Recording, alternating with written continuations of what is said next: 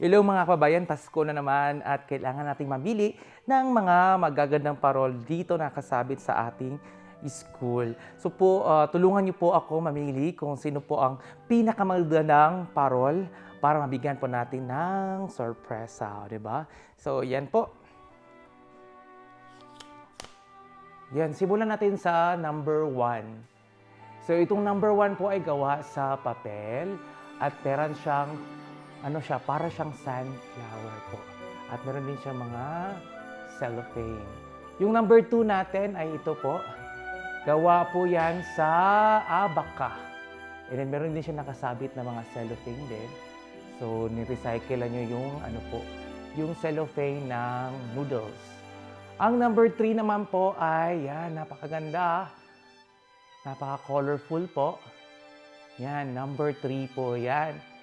Yan po ay gawa sa mga construction paper. Yan. Okay, number 4 po. Ito yung number 4 natin. Yung number 4 po natin ay gawa po sa ginit. No, yung ng niyog. Ginit ng niyog. At nilagyan din niya yung detalye. Yan. Meron siyang mais. At saka meron din siyang mga cellophane na palibot. Yan, number 5 naman tayo. Ito po yung number 5. Yan. So, gawa din siya sa papel. Yan po. At nilagyan niya yan, decoration. And then, number 6. Ito po yung number 6 natin. Yan. Yan, gawa din siya sa papel. And then, number 7. Ito po yung number 7 natin. Gawa din siya sa papel. At saka, meron din siyang green na cellophane. Ito naman ang number 8. Okay, number 8. Ang number 8 din ay gawa din siya sa papel at saka mga cellophane. At meron siyang mga detalye na mga, mga mais. Yun. At ito naman po ang ating number 9. Okay, number 9. Ang number 9 natin ay gawa po sa ginit ng niyog. Yan, meron po siyang heart sa gitna. At meron din siya mga detalye na balat ng mais. Yan po. At saka ito yung ating number 10. Yun. Ang number 10 din natin ay gawa din sa ginit at meron din siyang dahon ng bulaklak. Yan. At saka meron din siyang mga hearts.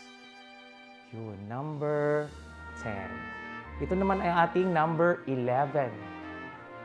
Number 11 natin ay gawa din sa papel at saka mga cellophane din. Ito yung ating number 12.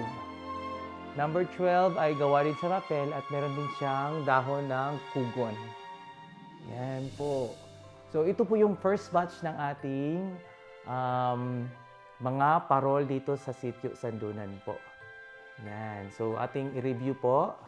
Ito po yung ating number 1, number 2, number 3, number 4, number 5, number 6, number 7, number 8, number 9, number 10, number 11, at saka number 12. So yan po ang ating first batch. So sa kabilang classroom po ang ating second batch. So kung meron kayong nagustuhan na mga parol po, please comment down below para ating ika-count po ang inyong boto po para yung mas maraming boto, siya yung mananalo at bibigyan natin ng sorpresa. Yan. Yan, nandito naman po tayo sa kabilang classroom po at kung napapansin nyo po, marami ding mga lanterns ang nakasabit dito sa classroom na to. Okay? So, atin ang titingnan kung ano yung ating gustong or mamili na kayo kung ano yung gusto nyo pong mga lanterns. Yan, ito po yung ating number 13. Yan, gawa po siya sa isang yung bulaklak ng damo. Hindi ko alam yung pangalan. At meron din siyang mga ano po, yung mga parang kawayan na yan, ay tawag niyan ay ano po, bugang. Yan. Yan po ang ating number 13. And then ito yung number 14. Ito yung number 14 po natin. Gawa din siya sa ginit. Ginit ng niyog. Yan, natabunan siya sa number 15. Okay, ito yung ating number 15 po. Yan, number 15. Yung number 15 po natin ay gawa din siya sa ginit ng niyog. Yan. At saka ito yung ating number 16. Yung number 16 natin ay gawa po sa aswete. Yan, katawan po yun ng aswete po. At ginawang star. Yan. And then, number 17. Ito po yung number 17 po natin. Yan. Yun. Yung number 17 po natin ay gawa din sa ginit ng niyog. Tsaka number 18 ay gawa po sa papel. Number 18. Okay, number 19 po ay ito po. Gawa siya sa ano po, dahon ng saging. At saka meron siyang mga detalye gamit ang makukulay na papel. At saka ano po, mais. Okay, ito naman po ang ating number 20. So, number 20 po natin, gawa po siya sa bugang. Yan. Gawa po yan sa bugang. Number 20. So, kung nagustuhan po nyo itong number 20, comment down below po. Yan. At saka number 21 po. Yan. Ito po yung ating number 21. Yan. Number 22. Gawa din siya sa yellow pad paper. Yan, napaka-creative ng mga tao dito, no? Kahit papel na yellow pad, ginagawa nila ng magandang disenyo. 22 po yan. Okay, 23. Ito po yung 23 natin. Gawa siya sa ginit din. At meron din siyang mga makukulay na papel. Okay, ito naman yung ating 24. Yan, 24. Para siyang basket na binaliktad po. Number 24. Yan. Okay, 25. Ito po yung ating number 25. Gawa din siya sa ginit ng niyog. Yan. Yun po. Meron siyang detalye. Yan.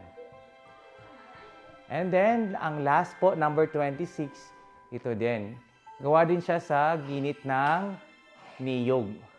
At meron din siyang mga garland. Yan po. So, i-review po natin ang ating mga lanterns po dito sa kabilang classroom. So, ito po yung ating number 13. Kung gusto niyo po yung number 13, okay, comment down below po.